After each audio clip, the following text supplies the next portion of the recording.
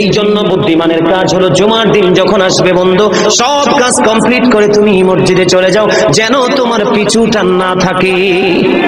বলে কেন?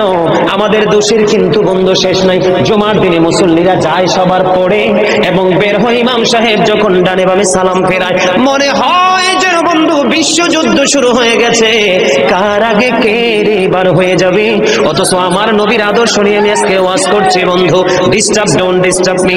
তোমরা আমি বললে আওয়াজ দিবে, নয়তো চুপ করে আলোচনা শুনবে, কারণ আজকের সময় অত্যন্ত গুরুত্বপূর্ণ।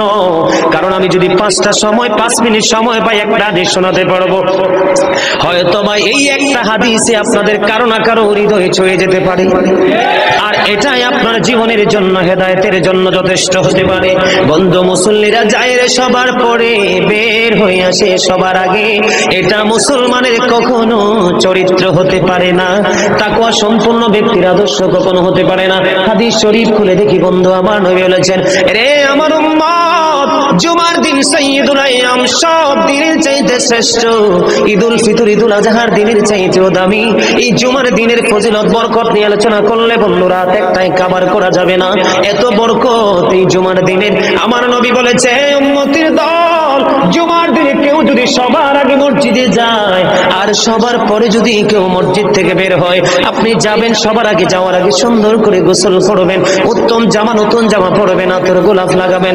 আপনি রাস্তা দিয়ে হেঁটে গেলে মানুষ যেন বলতে পারে যে মসজিদের মুসল্লি হেঁটে যায়, আর চারপাশ বন্ধু সুঘ্রাণে মুখরিত হয়ে যাবে।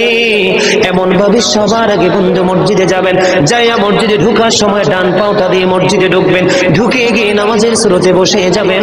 বসে যখন আপনি আল্লাহর ইবাদত করতে করতে করতে করতে সব মুসল্লি বন্ধু বের হয়ে যাচ্ছে, আপনারা তাড়াহুড়া করার দরকার নেই, কারণ মনে রাখতে হবে, আসছি সবাই যেমনি একা একা, আবার যাব একা একা, হিসাবও দিতে হবে একা একা।